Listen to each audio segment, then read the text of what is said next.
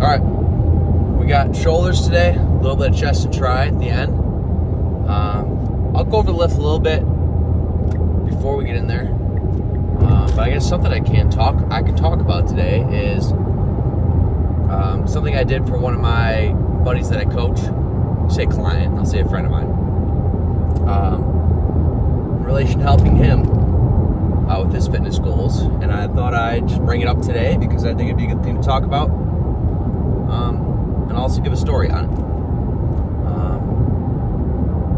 So just to give context of what I helped him out with this week was adjusting some of his cardio, like boosting it, to like just increase the amount of the duration of his cardio, minute-wise. And I did it because we just finished moving his like recomp, like you just say mini cut for the sake of it right now, slowly back into a bulk.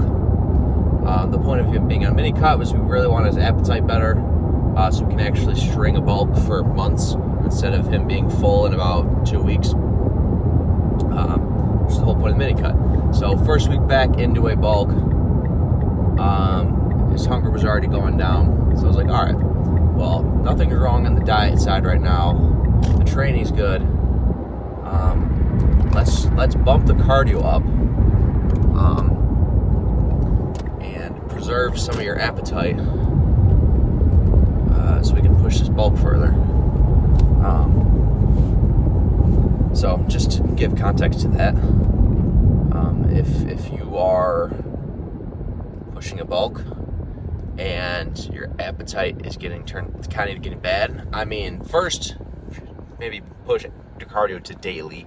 I'd say that's probably the biggest help, and possibly increasing the cardio by like, I don't know, 10 minutes or so, 15 minutes or so, but to an extent. I don't think you should be doing an hour of cardio a day if you're on a bulk, to be honest. One, it's overkill. Two, it's going to take away from the eating in itself, from how much calories you're going to burn from cardio at that point. The point of the cardio is to help with blood flow, circulation, keep your lungs up, so when you do higher rep sets, or just have your sets, let's say for legs specifically, like squats or leg press, wanting to be able to get to failure without your lungs giving out first. Because I know for me, you do a set of squats, dying after, and we don't want to be the reason that you're on your last rep is because you can't have the cardio for it. So we want it to be because your quads are actually giving out. Yeah, that's a real thing. So I thought that was something I could mention. In addition to that, I'll give a story about when I used to think that was bullshit and backfired on me tremendously. Freshman year of college, 3 years ago, I was ready to go into my fall semester starting college just to like hammer a bulk and get as big as possible with eating clean food. But that doesn't mean you're not going to get fat. So a ton of chicken and rice at the dining hall. It was like all you can eat. It was a buffet, and I had like unlimited meal swipes. So I would just like loads of chicken and rice there. Not even veggies, because I didn't want to have my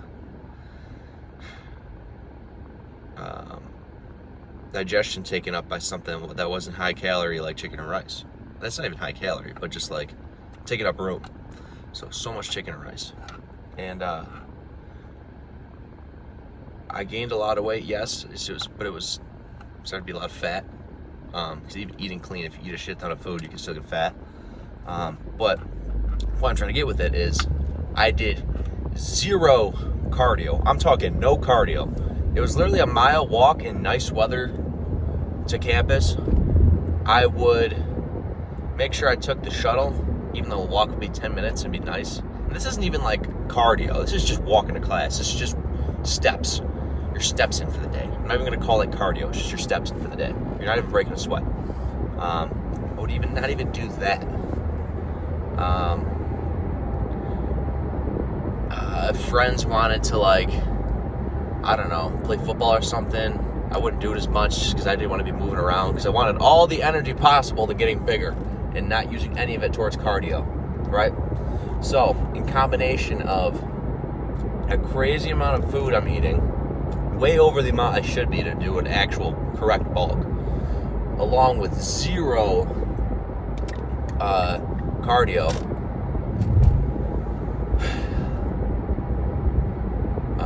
I'm not saying that no cardio was the reason I got fat, but I ended up feeling like dog shit at the gym, trying to do something just like a set of bench press. I'd be dying out of breath. And I also ended up getting tremendously sick, like super sick, because I didn't keep up on my health. I just wanted to get bigger. And you know what happened when I got sick? I lost like 15 pounds in a week because I couldn't eat because of how sick I was. I would just throw it up. And I basically lost most of the muscle, which wasn't even a lot, and lost maybe half of the fat. So I literally just regressed everything even worse. So I went like 2 steps forward, 4 steps fucking back. And lesson learned, yeah, don't do that shit. Take care of yourself. It's not worth it. And it's actually better for you to do cardio. So I brought that up just because I had this, maybe not a mantra, but the thought that why would I want to burn calories if I'm trying to get more calories in? So it was something that I had to learn, and I learned from it. So I guess it's a decent story to tell about it. Yeah, keep up on this shit. So I guess some actionable steps would be, I guess no pun intended, actionable steps would be, I don't know, 20 to 30 minutes a day. It should be cardio to where you're actually breaking a sweat and your heart rate is getting up. It shouldn't be a fucking walk in the park. Notice how I mentioned that just getting steps is not the same as doing cardio. Because I know a good amount of my friends too that will count cardio of on the treadmill, walking 0 incline, maybe like 2 miles an hour. We'll walk on it for like 30 minutes. Like, no, dude, you just got in like maybe, I don't know, a couple thousand steps in. But that's not cardio. I'm talking about cardio here. You need your heart rate up. Because otherwise, you're not getting in the benefits that we want here. Yeah. I know there's some people that can get away with not doing cardio in their bulk. Different genetic reasoning. I'd say the harder part for them is cutting rather than bulking. And is the gym closed? Oh no, it's not. It's just dark. It's usually because they have a really easy time putting on weight, and it's tough for them to cut because their body just really, really wants to grow. It's usually guys that aren't PEDs, but even then, they just reduce the amount of cardio they do. And some guys just may hit a step goal for the day. But it's within a specific context. Most likely, you watching this should be doing fucking cardio. Right? Maybe one out of, this is going to be a long shot, but maybe 1 of 1,000 people don't need to do that shit. Probably maybe 1 out of 100. But it's contextual. I don't even know if that's a word, but all right, shoulders today. We'll do some lateral raises, shoulder press, more lateral raises, rear delt fly, chest will superset, some pec fly with push-ups. Triceps we'll do skull crushers with, what do I do? Skull crushers with some type of supinated tricep push down. If I'm up for it, if the workout hasn't been like an hour and a half already. Otherwise I'll find something that can get done quick. So that's for today. Nobody's here. It's pretty nice. It also is 4 o'clock on a Sunday, so. All right, I'll see you guys in there. All right, we'll start with machine lateral raises. I think last time I did single arm kettlebell lateral raises. guess that's the beauty of not tracking the exact weight and reps I do each time I come in here. I still have a general scheme to my workouts, don't get me wrong, but I don't come in here thinking, oh, on this exact machine I want to get 11 reps on 90 pounds instead of the 10 I got last week. Even though I'm a mini cut, so I wouldn't even be thinking that way. Just helps with not psychologically thinking I'm plateauing. Because I know I'm not. Given I track my weight every morning along with my diet, know that I dropped a pound this past week in this mini cut, and I'm progressing regardless of the exact number I'm going to get on this. As long as I train hard, move some weight, get enough volume in, and call that the box checked for today's lift. All right.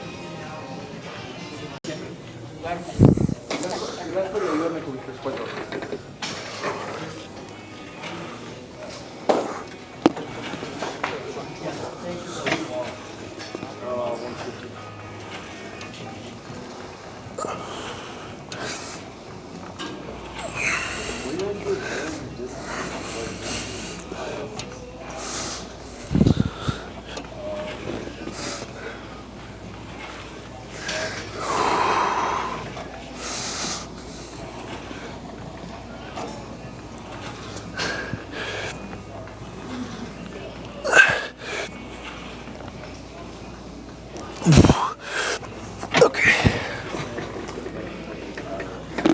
Just rotate my wrist there because fucking part of the machine's in the way of my arm. Oh well.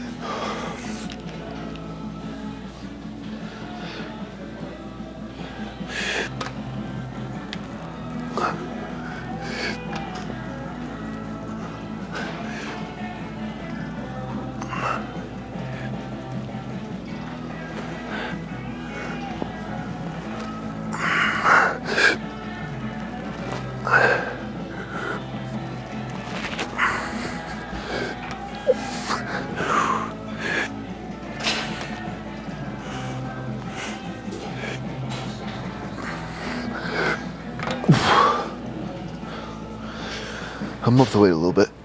It's just I want to get like, I don't know, 8-ish. like 5 pounds of some shit. Just because I know all my lateral raises are going to be, gosh, like 10 to 15. There's something there that's a little lower rep, a little bit more weight. All right.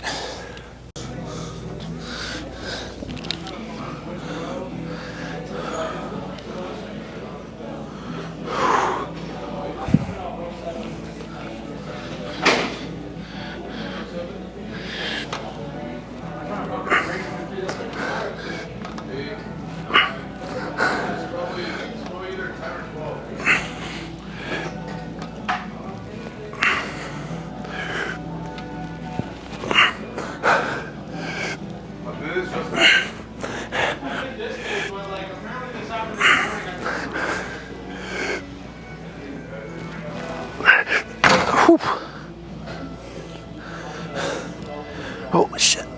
Yeah, we'll keep that.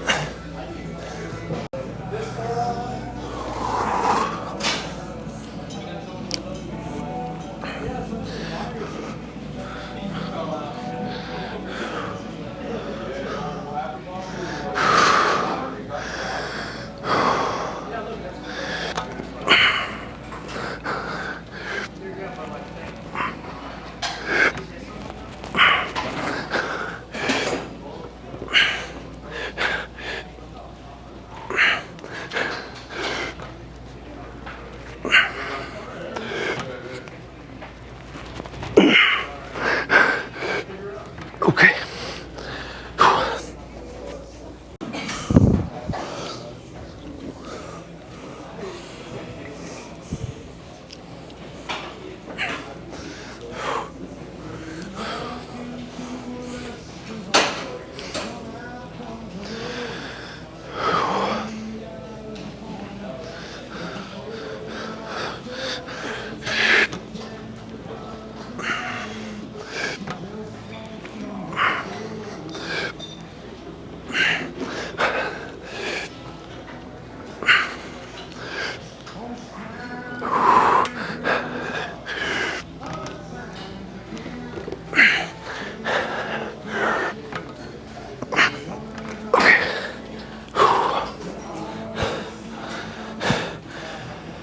Alright, we're gonna do lateral raise superset with rear delt fly. Probably do that with the dumbbells. Just because nobody's here, I might as well just do what I actually want to do. Last time I think I did a upright row with the cable, and then I would use the same cable, superset it, switch out the handle on it, and I'd use the rope and did like face pulls with it. So basically the same thing what I'm about to do with lateral raises with the dumbbell. Lean over, do a rear delt fly with just a lighter weight. Both will get the job, know what I'm trying to do. I will say, if you can find ways to do rear delts, it's not like loading a crazy amount of weight, because chances are you're probably not actually going to hit your rear delt. Like if you're doing like a rear delt pec fly or something, if you're only trying to hit your rear delt, do you really think you're going to be able to do 150 pounds on a rear delt fly, rear delt pec fly, just to hit your rear delt? No, you're using a lot of your back. So today, I'm actually just trying to hit shoulders and not a whole shoulder slash back slash whatever else traps. Using just something like 15 pounds as a dumbbell, swinging it out, squeezing at the top. Rear delts are cooked. So I guess another one is if you do like a cable. I'm not going to bother doing them today, just because it's not. It's easy to superset something unilateral, but cables like here, you do like a cross body, like 45-degree extension, like that way. Not moving your elbow like that, but just swing your arm. That's probably like the number one thing that actually hits my rear delts. But we're gonna stick with what I said for today.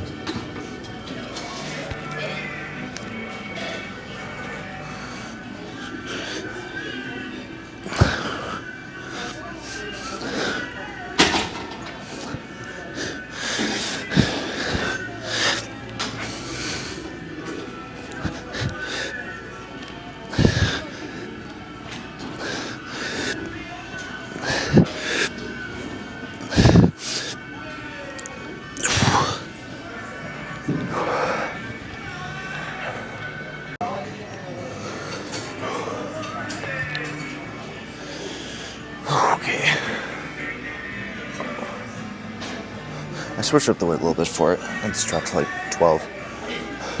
Honestly, if I'm slinging like 30 pounds trying to do a rear delt fly after doing ladder raises, it's actually a fucking point. Well, there's something else I didn't really mention before we get over here was at least making like a superset with rear delts as like the second part of the superset. So much easier for me to actually hit them.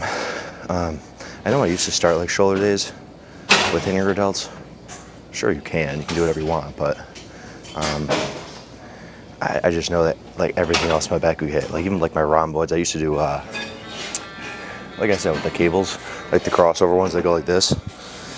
I don't know, you just feel like you're hitting everything in there, especially because your shoulders aren't like activated first. But I don't know, you just want to try it, do a superset, and then put the delts at the end of it. Just found something that works for me.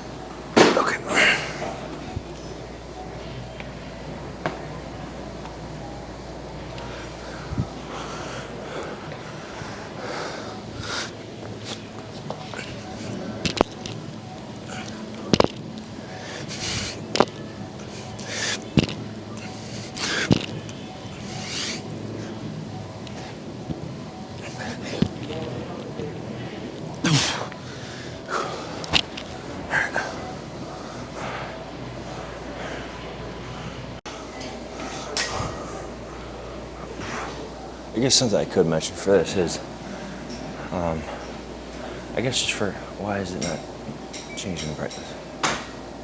There we go. Supersets just keep the workout moving. Chest is where they want to get a pump in it. It's to train it hard, obviously, but it's not the main focus today. And it's going dark again. And also for just like my arm path, we're doing a pec fly right now.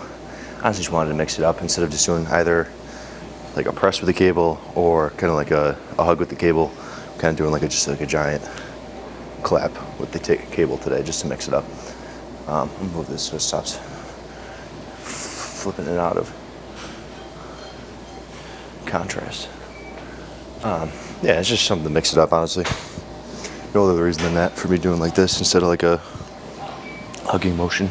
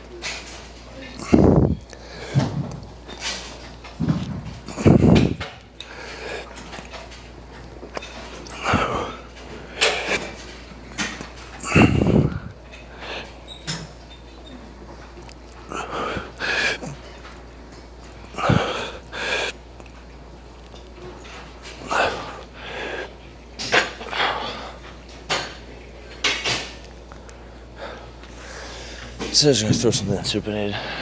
Usually I throw in like a single handle, go like that, but even with me barely talking this workout, it's already been like an hour and 45 minutes.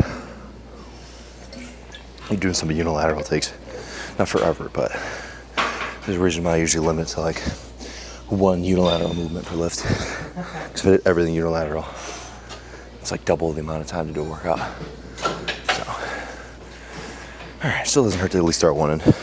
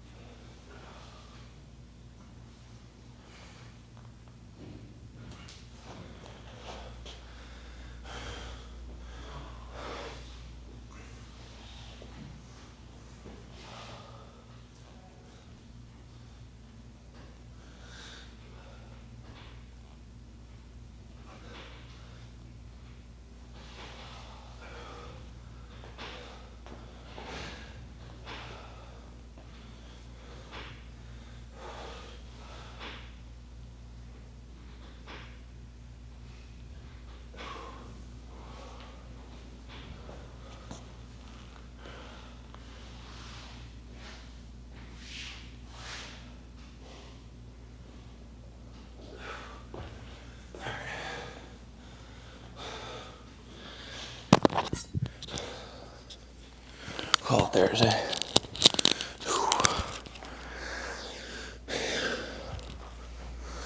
Yeah, we'll say one thing. Even though it's what, 2.5 to 3 weeks into a mini cut, adjusting part of my training. Usually don't want to do that, but at least in this situation, it made sense. I kept preaching about how to vary in your rep ranges. Like some things have it like 6 to 8, 6 to 10. Some things like 10 to 15 for like each muscle group. And I honestly don't think I've ever like applying that to when I hit arms, because I don't know. I guess I've just been telling myself that they always do everything like 10 to 15 for arms, just because it's a smaller muscle group. But I don't know, man. I threw in like 6 to 8 on like the skull crushers today, and I thought that was solid. So I think I definitely need to apply that even to arms. Probably something that I have not kept up on, and something I'm going to make as a change even in my own training. So just to show that I don't know everything. So, all right, well, let's see you guys in the car. All right, let's get out of here.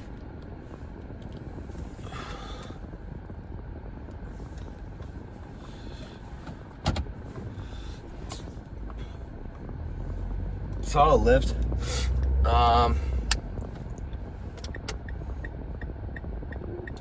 Yeah, what do we want to talk about from that lift?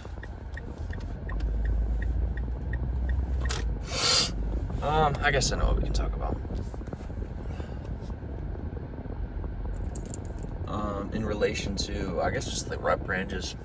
I'll mention it again, just because what I just explained about, triceps, or even just arms in general, with mixing up rep ranges.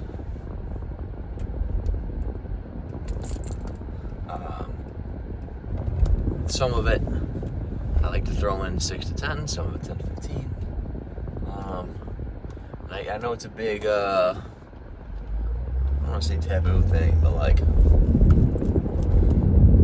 something that people are very like, you gotta only do 6 to 8 reps, or you're doing something wrong, or like 10 to 15 is just junk volume. You need to minimize fatigue and not have extra reps for no reason.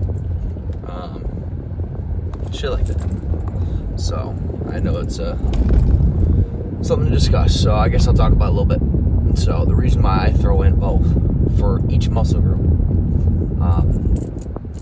because partly of what people say there is correct and partly not, which is why it's like kind of like a back and forth thing, is because, well, people are kind of both right but also both wrong.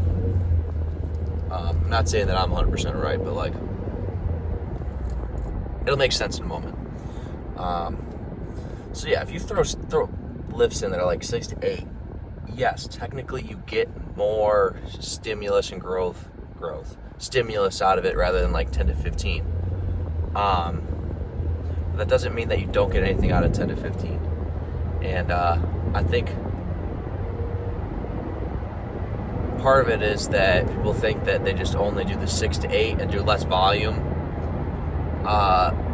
because they just want the more effective one. But you're missing the bigger picture of it. So usually when there's a gimme, there's a gotcha, as in the gimme is the lower reps, you can get more effective stimulus out of it, but the gotcha part of it is it's more like systemic fatigue, CNS fatigue. You ever feel like your head pounding after a set, or like just have like maybe not a headache, but just your head is hurting from, maybe not hurting, but like your head pounding after a couple weeks. I don't know, if you only do like 6 to 8 and you feel like you got to take an extra rest day or got to deload or something like that, that's because of that systemic fatigue that builds up over time compared to how your muscles can get fatigued, recover pretty quickly. But the systemic builds up. So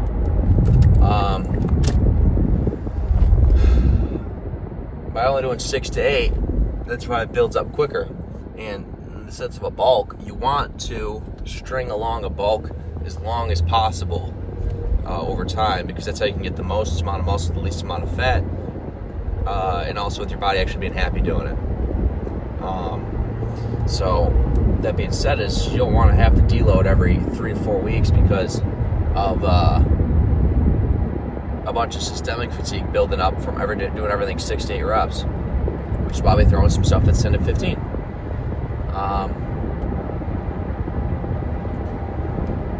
Because it's less systemic fatiguing, even though you can say it's less effective stimulus. So that leads like a few questions. One, it's like, well, why don't I just do only 6 to 8, but then just less volume at the gym, like just do less sets? It's like, well, you're missing out on getting a more complete workout and you can get more out of your workout than you think. That's why you can just throw in stuff that's like 10 to 15 reps instead of just doing only 6 to 8 and like throwing in lower reps. Because you can get more out of the workout. You're missing out on some. You got partially right, but there's more to it. And then I guess another thing is, why don't I just do only 10 to 15? It's like, well, because you submit, like, to not have the fatigue at all is because, I'm running a red light. It's because of the 6 to 8 is more effective. So it's a balancing act between the two, which is why you throw both in for each muscle group. I guess that kind of goes for like most things that are gym related. It's all a damn balancing act, and it's gets you in the right direction, but nothing's like an exact perfect thing, if that makes sense. You know what I mean? Like if you're gonna do a set that's 7 reps to failure, compared to if you do something that's 8 reps to failure, like you're not gonna see a difference in your growth, anything really. But I mean, like between 6 and like 15, yeah, what I just laid out. So that's what I mean by everything's kind of just like gets you in the right direction. I guess template, whatever.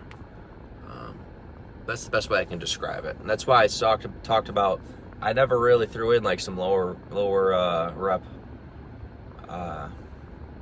things for triceps or biceps, just because I didn't really think that through in that part of my training, just because it was like arms. I don't really think too hard about arms. But yeah, I guess that is pretty important to throw in. So that's why, and since I threw it in today, proved my point. So, yeah, what else do I want to talk about? What am I just mentioned already, 2.5 weeks into a mini cut. Probably just going to turn it into a full-blown cut and probably maintain after that. But part of that is adjusting my diet weekly, which I think a lot of people don't get right, including myself for a while. But actually adjust your diet is, I think most people think it's like, oh, you're going to cut? Look up TDEE calculator, like the total daily energy expenditure calculator, and whatever number it tells you, just eat that many calories in a day and then you're good. It's like, no. You're going to screw yourself if you do that shit. That's just based off of data. That doesn't have your exact scenario. It could be way off, to be honest. To put it into context, I got to like 5,500 calories this bulk, and maintaining my weight at 5,500. So if I looked up a TDE calculator asking what I should eat to cut, it would probably tell me like 2,700, my guess. And if I did that, I would have lost a lot of strength by now, even in just 2 weeks. And also a good amount of weight, way more than I'd want to drop. So that comes with not just blindly following a calculator. So what we did is dropped it, I don't know, like maybe 700 in the beginning to get down to like 4,700. Up the cardio a little bit, and gradually pulling food in relation to what my body weight change is, instead of just dropping weight completely. And so you get the most amount of fat off with the least amount of muscle losing, and also your body being happy, and also literally being able to cut right now while being full. Like, I am not hungry whatsoever, and I'm losing fat. So I guess that's a big thing that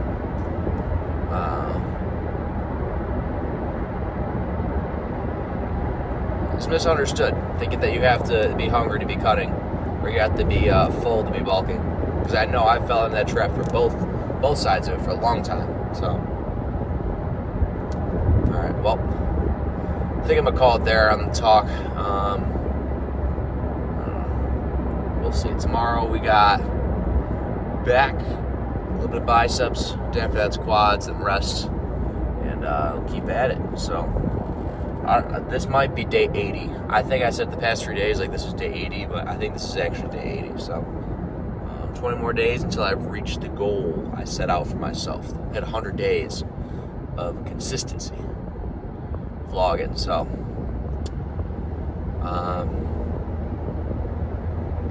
yeah, I'm obviously gonna keep the videos after. I mean, why not? But been on and off of making content for the past 3 years. 2 months on, 2 months off, 2 months on, 2 months off. So that's just not how you really build a brand for yourself, personal brand. So I told myself the way I can commit to it is just making these vlogs every day of what I already do every single day. And all I have to do is just pick up the camera and just show it. So simple enough. All right, well, I will call it there. I appreciate y'all watching. I will see you guys for some back tomorrow. Peace.